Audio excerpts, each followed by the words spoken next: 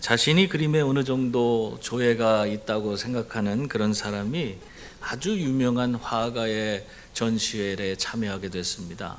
전시회에 가서 거기 있는 그림들을 하나하나 아주 깊게 주도 면밀하게 살펴보기 시작했어요. 그러다가 어떤 그림 앞에서 갑자기 이분이 멈춰서 갖고는 혀를 끌끌끌끌 차는 거예요. 아이고 참, 이러한 거장의 작품에 웬 치명적인 얼룩이 이렇게 여기에 묻어 있냐?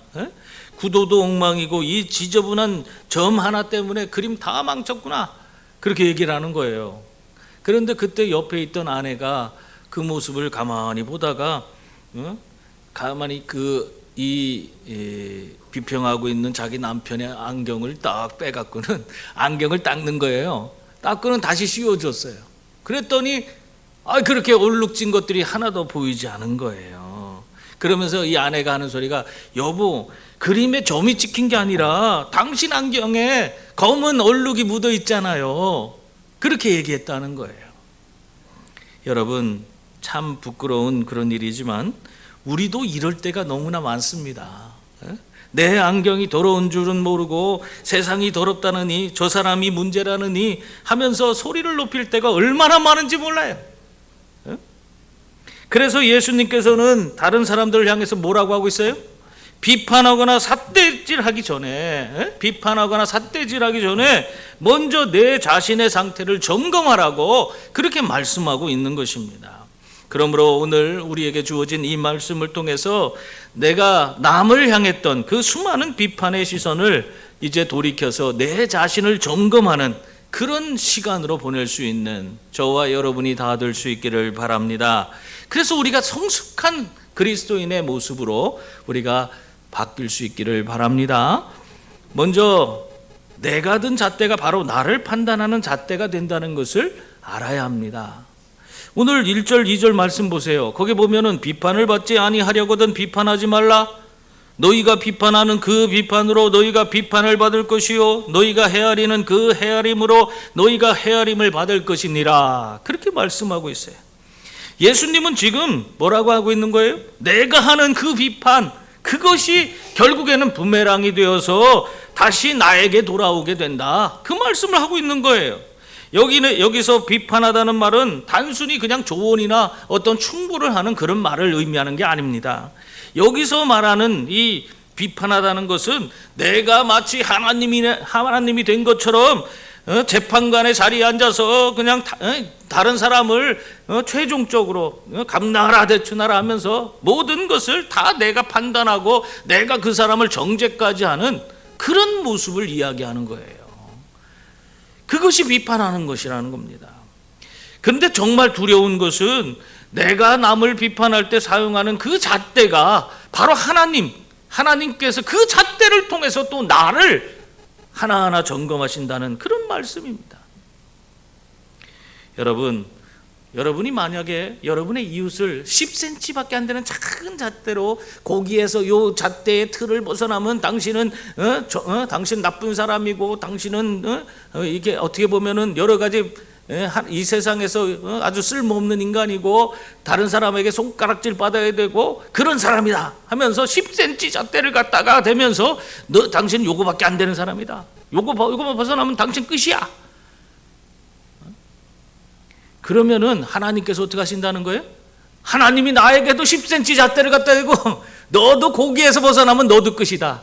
그 말씀 하신다는 거예요.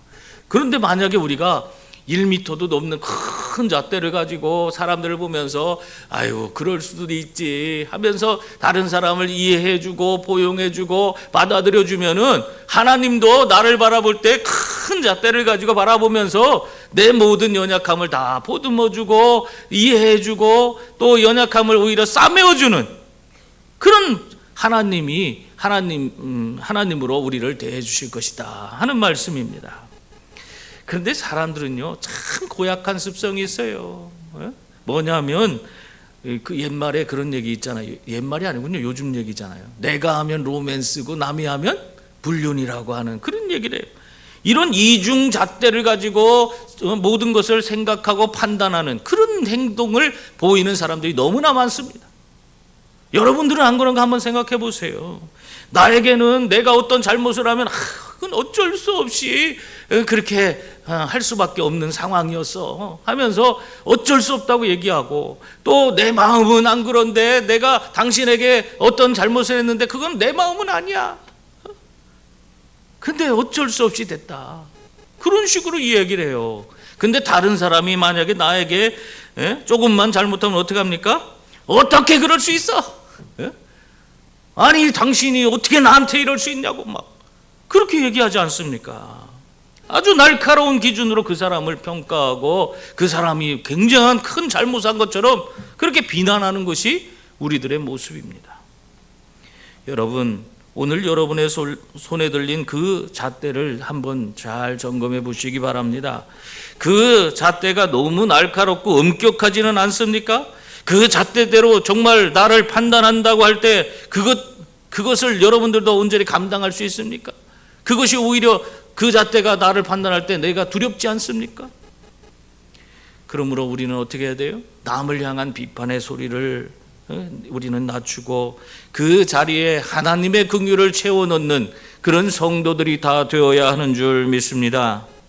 한 어린아이가 아빠와 함께 등산을 갔어요. 등산 가다가 나무 뿌리를 잘못 밟았더니 쭉 미끄러나는 거예요. 그래서 어이쿠 그랬어요. 그랬더니 저쪽 산에서 메아리가 들려오는 거예요. 어이쿠 하는 소리가 들리는 거예요.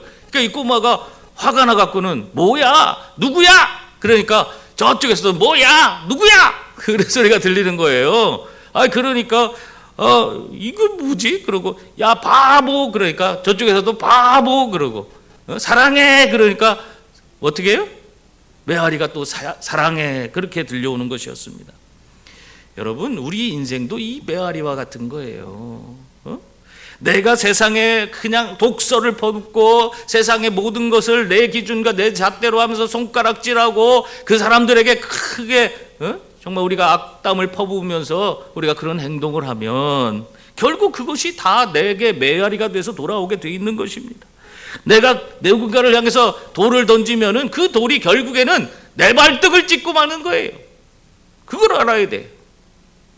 그러나 만약에 우리가 다른 사람에게 따뜻한 손길을 내밀고 힘들 때 그 사람들을 도와주고 그러면 어떻게 돼요?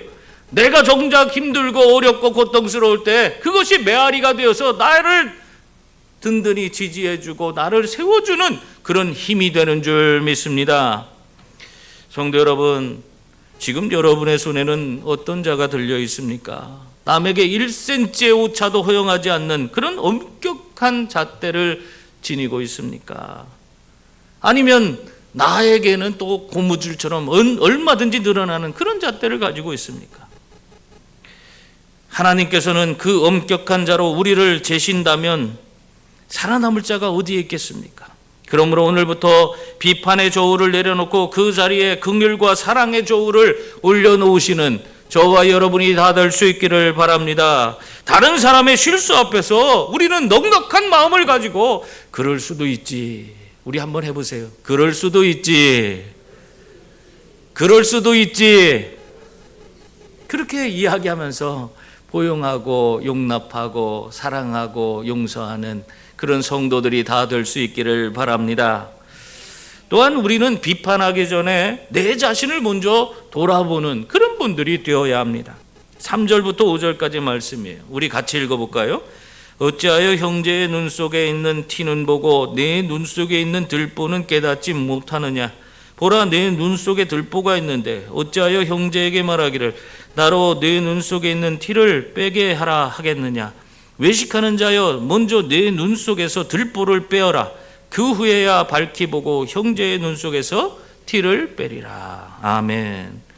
지금 예수님께서는 티와 들보라는 아주 극단적이고 역설적인 그런 비유를 가지고 우리에게 말씀해 주고 있어요. 여기서 티는요, 눈에 들어간 아주 작은 먼지 조각을 의미하는 것입니다. 반면에 들보는 어떤 겁니까? 우리가 요즘에는 대들보를 말하는 거잖아요. 대들보를 가지고 지은 집이 요즘에 많이 없어요. 근데 우리가 그래도 이 대들보가 뭔지는 알잖아요. 석가래라고도 하죠. 지붕을 받치는 거대한 기둥을 의미하는 겁니다. 그 지붕을 가로질러서 있는 그것이 대들보예요. 대들보. 예? 내 눈에 이 커다란 나무 기둥인 이 대들보가 박혀 있는데 어떻게 남의 눈에 있는 작은 그런 먼지를 제대로 빼줄 수 있겠느냐. 예수님이 그 말씀하고 있는 거예요.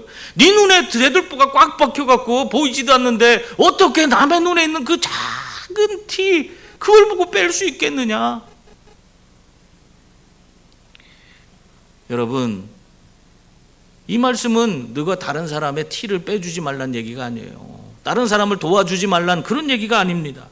이것은 바로 순서의 문제를 우리에게 짚어주고 있는 것입니다. 내가 먼저 하나님 앞에서 나의 거대한 허물과 죄악을 먼저 발견하고 회개해야 된다. 즉 내 눈에 들보를 먼저 빼야 된다는 거예요.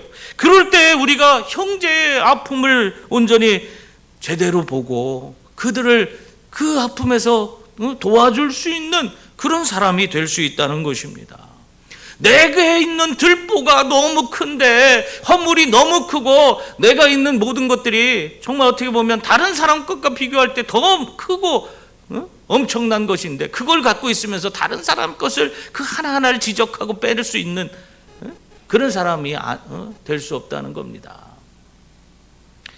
옛날 이야기에 이런 얘기가 있어요. 모든 인간은 태어날 때에 목에 두 개의 자루를 메고 태어난다고 합니다. 하나는 가슴 앞쪽에 달려 있고 하나는 등 뒤에 달려 있습니다. 그런데 앞쪽 자루는요, 다른 사람의 잘못이 가득 담겨 있고 또 등 뒤의 자루에는 나의 잘못이 담겨져 있다는 거예요. 그러다 보니까 맨날 내가 바라보는 건 뭐예요? 내 앞에 있는 것만 볼 수 있잖아요. 그러니까 내 앞에 있는 것만 보니까 내 앞에 다른 사람의 잘못, 그 허물만 가득 담긴 자루가 있으니까 매번 그걸 바라보면서 아이고 뭐가 어쩌고 저쩌고 저 사람은 뭐가 어쩌고 저쩌고 맨날 다른 사람의 허물만 보고 그것만 지적하고 그것만 이야기한다는 거예요. 근데 그렇게 하지만 정작 자기 잘못은 어디에 있어요? 등 뒤에 있는 자루에 있기 때문에 그게 보이질 않는 거예요. 보이지 않는 거예요. 내 자루에 내 허물이 뭐가 있는지 못 보는 거예요. 그게 우리 인생이라는 거예요. 자기 잘못은 깨닫지도 못하고 남의 잘못만 바라보고 사는 것이 바로 사람들의 모습이다. 그 얘기를 하고 있어요. 여러분 어떻습니까? 남의 허물만 자꾸 눈에 밟힙니까? 그것은 어쩌면 하나님께서 내 등 뒤의 자루를 확인해 보라고 나에게 끊임없이 그 사인을 보내고 있는 그 모습이 아닌가 한번 생각해 보세요. 다른 사람의 잘못을 보일 때 하나님 나에게는 저런 잘못이 없습니까? 나는 더 부족한 존재가 아닙니까? 자기를 돌아보는 그런 사람이 되어야 한다는 거예요. 그래서 더 하나님께 나아가고 하나님께 더 무릎 꿇고 더 기도할 수 있는 사람, 그런 사람이 되어야 한다는 것입니다.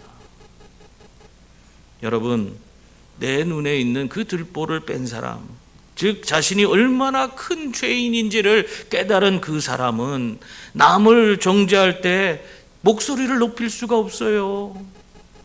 왜? 내 잘못이 얼마나 큰지를 알기 때문에.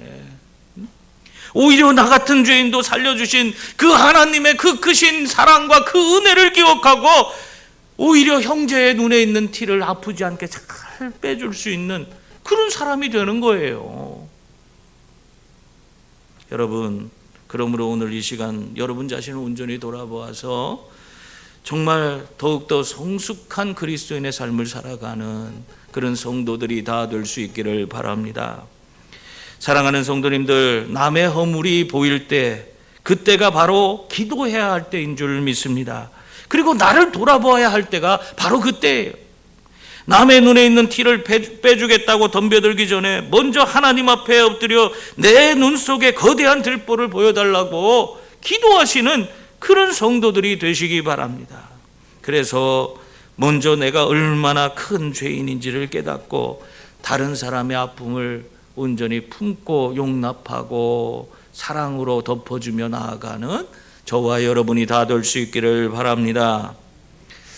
그리고 또한 비판에서 우리가 벗어나서 가치를 아는 자들과 진리를 나누는 그런 사람이 되어야 하는 것입니다.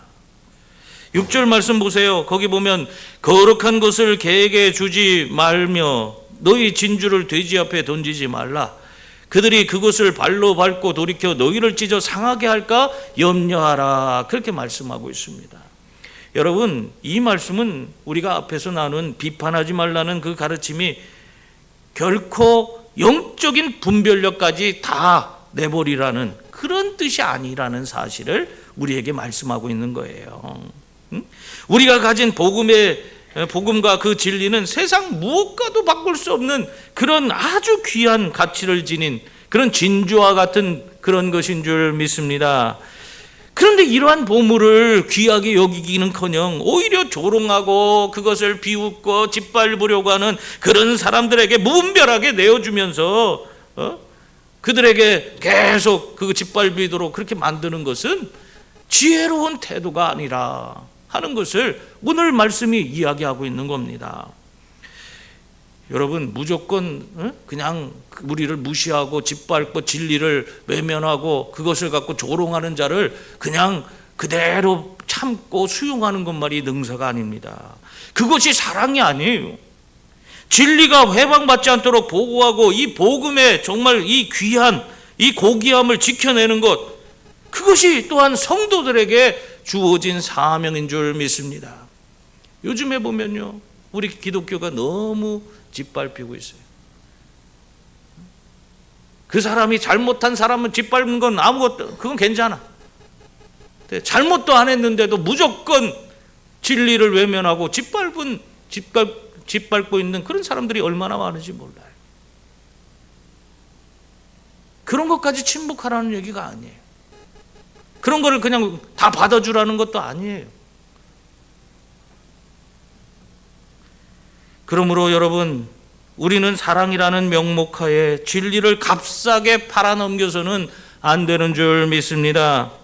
때로는 복음을 비웃고 하나님의 거룩함을 모독하는 자들 앞에서 묵묵히 침묵을 지키는 것이 100마디 말보다 더 강력한 메시지가 될 수 있습니다. 이는 복음을 감추라는 것이 아니라 복음이 가진 그 권위를 지켜나가라는 것이에요. 이렇게 복음의 권위를 지켜나가는 동시에 우리는 스스로를 정직하게 돌아보는 그런 성도가 되어야 하는 줄 믿습니다. 혹시 내 자신이 정말 진리를 개, 돼지처럼 그 가치를 몰라보고 그걸 함부로 하고 있지 않은지 내 자신을 점검해야 되는 거예요. 예수 믿는 사람이고 그 진리, 그 복음의 은혜 가운데서 구원받은 자라고 하면서도 진리를 완전히 무시하고 그것을 귀하게 여기지 못하고 정말 개, 돼지에게 던져버리는 그런 행동을 하는 사람들이 있다는 겁니다. 우리가 그렇게 해서는 안 돼요. 내 자신이 그러한 모습을 갖고 있지 않은지, 그리고 오히려 이 하나님의 말씀을 내 삶의 장식품 정도로 여기거나 내 욕심을 채워줄 그런 도구로 쓰고 있지는 않은지 점검해야 된다는 것입니다. 만약에 우리가 정말 이 진리를 제대로 진리로 우리가 받아들이지 않고 그것을 무시하며 살아가는 그런 모습이 있다면 우리 또한 이렇게 개, 돼지들이 진주를 자기들의 발로 밟아서 그 가치를 모르고 밟아버리는 것처럼 우리도 그러한 행동을 하는 것이라는 거예요. 따라서 우리 성도들은 두 가지 삶의 자세를 가져야 하는 것입니다. 첫째는 영적인 분별력을 가져야 됩니다. 누구에게 진리의 깊은 비전을 공유해야 할지, 또 어느 때에 침묵하며 기도로 준비해야 할지를 우리가 분별해야 하는 것입니다.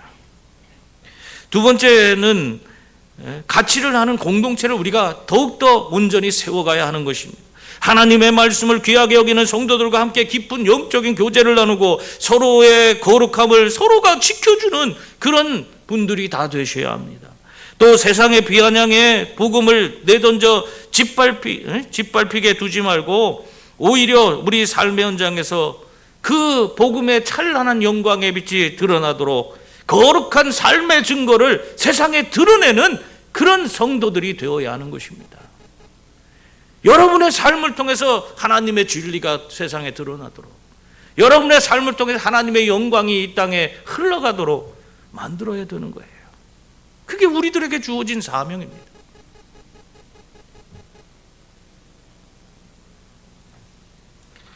한 다이아몬드 상인이 길을 가다가 보니까 너무너무 불쌍하고 정말 너무너무 안 돼 보이는 아이가 울고 있는 걸 봤어요. 그러니까 마음이 너무 아파서 저 아이의 인생을 좀 바꿔줘야 되겠다. 그래서 자기가 갖고 있는 다이아몬드 원석 중에 하나를 꺼내서 그 아이에게 줬어요. 이거면 충분히 저희 아이가 이것을 팔아서 얼마든지 잘 먹고 잘 살 수 있을 거다. 그렇게 생각하고 줬더니 이 아이는 그걸 받자마자 이게 뭐야? 먹지도 못하는 건데 이걸 왜 나한테 주지? 그러면서 휙 던져버려. 그 모습을 보니까 이 상인이 깜짝 놀랐어요. 그것이 얼마나 귀하고 가치 있는 것인데 그 아이의 모든 인생을 송두리째 바꿔줄 수 있는 그런 아주 귀하고 비싼 것인데 저렇게 대하다니. 여러분, 상인에게는 그 다이아몬드 원석이 귀한 것이지만 그 아이에게는 그 가치를 모르기 때문에 그냥 한낱 돌덩이에 불과했던 것입니다. 복음도 이와 마찬가지예요. 그 가치를 소중히 여기고 간절히 바라는 그 심령에 전달될 때에는 비로소 그 복음은 생명의 빛을 발하게 되는 줄 믿습니다. 그러므로 여러분이 가진 생명의 가치를 결코 가볍게 여기지 마세요. 진리는 기쁘게 나누되 그 진리를 조롱하고 짓밟으려고 하는 세력으로부터는 거룩한 것을 끝까지 지켜내는 그런 성도들이 다 될 수 있기를 바랍니다. 사랑하는 성도님들, 신앙생활은 남을 고치는 그런 운동이 아니라 하나님 앞에서 나를 먼저 세우는 그런 과정인 줄 믿습니다. 내가 남을 향해 던진 그 비판의 잣대가 언젠가 하나님의 손에 들려 나를 재는 도구가 된다는 사실을 여러분 기억할 수 있기를 바랍니다. 그래서 늘 정죄보다는 긍휼을 베푸시는 그런 성도들이 다 될 수 있기를 바랍니다. 또한 형제의 작은 티를 지적하기보다 내 눈 속에 있는 들보를 먼저 발견하고 제거하는 겸손한 성도들이 다 될 수 있기를 바랍니다. 그리고 하나님께서 우리에게 허락하신 이 거룩한 복음의 가치를 우리가 제대로 깨닫고 분별해서 귀한 진리를 정말 이 땅에서 소중히 지켜내는 우리 모든 성도들이 다 될 수 있기를 주님의 이름으로 축원합니다. 기도하겠습니다.